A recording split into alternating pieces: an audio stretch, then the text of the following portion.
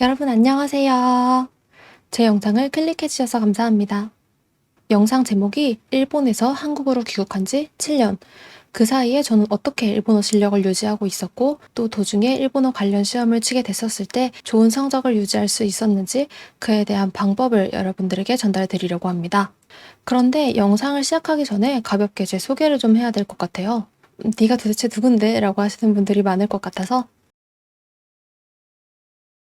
저는 일본 칸사이 지방에서 4년제 대학을 졸업을 했고 14년도에 한국으로 귀국을 하게 된 김마멜이라고 합니다.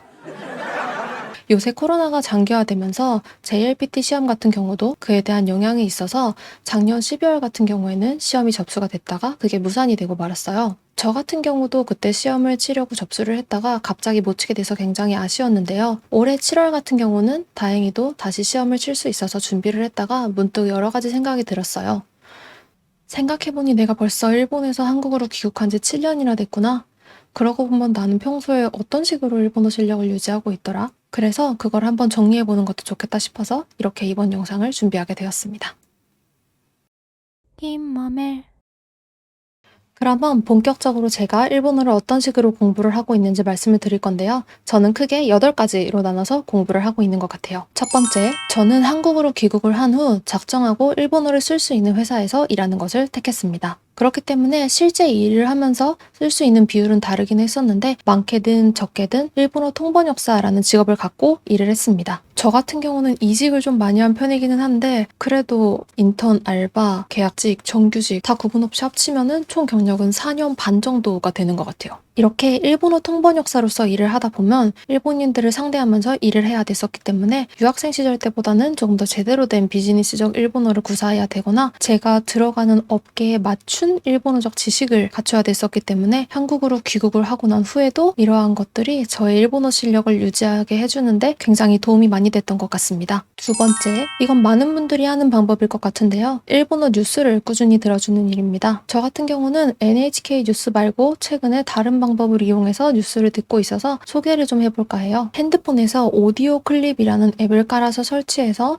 앱을 열고 일본어 뉴스라고 검색을 하면 매일 평일마다 들을 수 있게 10분 정도짜리 뉴스를 올려주시더라고요. 혹시 관심이 있는 분들은 이용을 해보셔도 괜찮을 것 같아요. 세 번째, 저는 일본 애니를 굉장히 좋아하는데요. 그래서 무자막으로 일본 애니를 보면서 키키토리練習를 하거나 아니면 애니송 같은 것도 굉장히 좋아해서 모르는 게 있으면 그때그때마다 뜻을 찾아서 검색해보곤 했어요. 뉴스 같은 건 정확하지만 좀 딱딱한 일본어를 숙지할 수 있는 반면에 애니를 보면 여러 종류의 애니가 있어서 사무적인 일본어를 구사하는 사이가 아니라 일본인 지인이나 친구를 만날 때 구사할 수 있는 일본어를 숙지할 수 있어서 그게 또 좋은 것 같아요. 어떤 특정 분야에 특화된 애니들도 많으니까 그런 부분을 잘 이용하면 도움이 많이 될 것 같습니다. 그리고 애니송 같은 경우는 저는 제법 어릴 때부터 듣고 자란 편이기는 한데 노래 자체가 고퀄이라 좋아서 들은 것도 있기는 하지만 또 듣다 보면은 뜻을 모르는 게 많이 나오더라고요.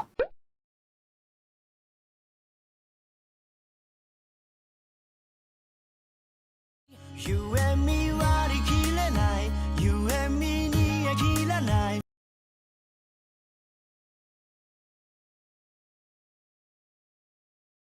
You and me 割り切れない You and me 煮え切らない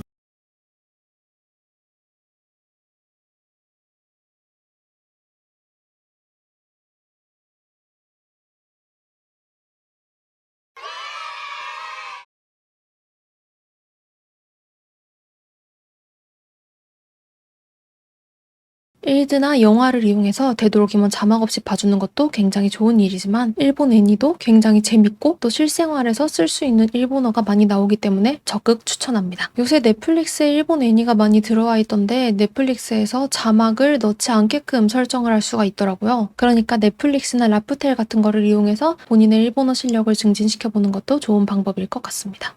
네 번째, 일본어 관련 시험을 정기적으로 쳐주는 일입니다. 우리나라 같은 경우는 JLPT, JPT 두 가지가 가장 유명한데요. 시험을 준비하게 되면 좋던 싫던 오랜만에 문제집도 풀어봐야 되고 까먹었던 문법이나 단어 공부도 해야 되기 때문에 이런 게 또 일본어 실력을 유지하게 하는데 도움이 되는 것 같아요. 또 중간중간에 자신의 실력을 평가할 수 있는 기회가 되기도 하고요. 저 같은 경우도 2008년 구 JLPT 시절부터 JLPT를 치기 시작했었는데 그 뒤로도 웬만하면 유효기간이 끝나기 전에 JLPT, JPT를 매번 갱신을 해주고 있는 것 같아요.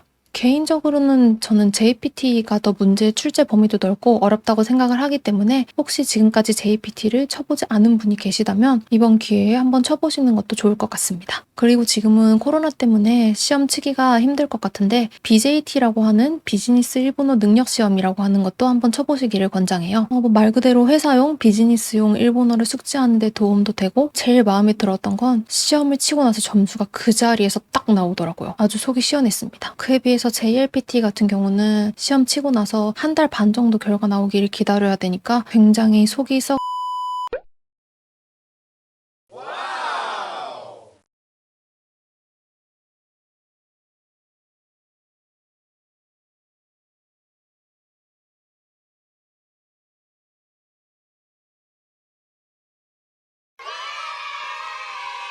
다섯 번째, 일본어 서적을 틈틈이 읽어주는 일입니다. 저는 종류를 딱히 가리지는 않았고요. 하다못해 만화책이든 소설책이든 그런 식으로라도 해서 눈에 일본어를 우겨 넣기도 했었습니다.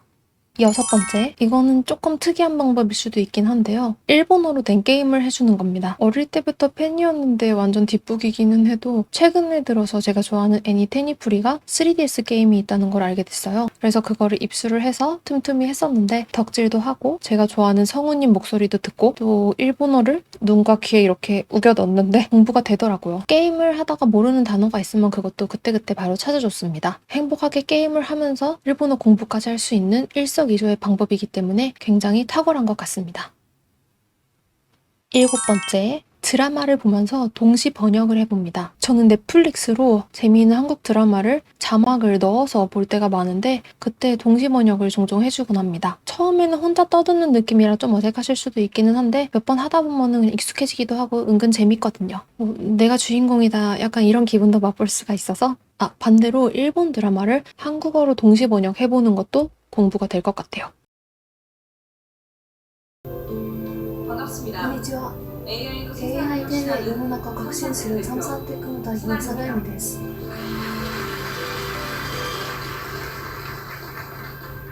먼저 시작하기 전에 始める前に質問を一つしたいと思います。チラシの双子って書体も一緒でしょうか？参加者たちが3本。まあ、違うんじゃないですか？ 아닌가? 違うかな？ 같나? 一緒かな？ 정답은 はい。正解は 다르답니다. 違うです。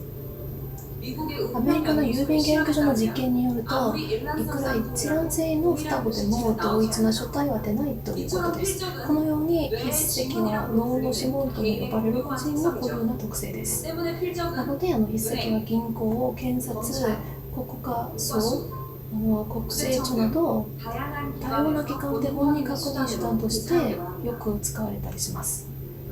そうだよね、思ったよりうまいんじゃない？ 심지어 지금까지 좀 そうだな、今までの中で一番うまいんじゃない？しかし、サインや筆跡は偽造が簡単っていうデメリットがあるんですね。 8%에 달하지만 偽造の割合は8%ですが、鑑定をする専門鑑定者の尽力はものすごく足りないんです。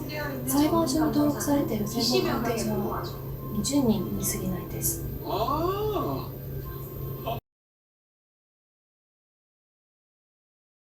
여덟 번째, 주기적으로 일본어로 대화할 수 있는 일본인 지인이나 친구를 확보해서 틈틈이 연락을 취하는 것입니다. 저처럼 일본에서 생활을 해서 일본인 지인이나 친구가 있으신 분들 혹은 그의 다른 방법으로 일본인 지인, 친구가 있으신 분들은 꼭 그 관계를 잘 유지해서 1대1로 기회가 되면 만나던 아니면 전화를 하던 주기적으로 대화를 이어나가셨으면 좋겠습니다. 이건 제가 앞서 말씀드린 1번에서 7번까지의 방법을 다 이기고도 남는 좋은 방법이기도 하니까요.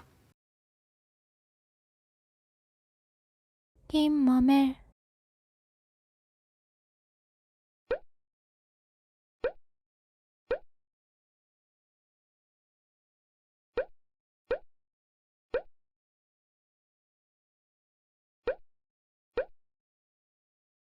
어떠셨나요? 저는 지금까지 이러한 방법들을 총동원해서 일본에서 한국으로 귀국을 한 뒤 일본어 실력을 유지했던 것 같습니다. 물론 저 방법을 동시에 다 했던 건 아니고 그때그때 상황에 맞춰서 한 가지 혹은 뭐 두 가지 이런 식으로 택해서 취하긴 했었어요. 그리고 썸네일에 높은 점수를 강조해서 이목을 끌려고 한 게 있기는 했었지만 사실 점수가 다가 아니라고 생각해요. 본인이 실력을 유지하려고 노력을 한다면 그것만으로도 충분히 멋진 일인 것 같아요.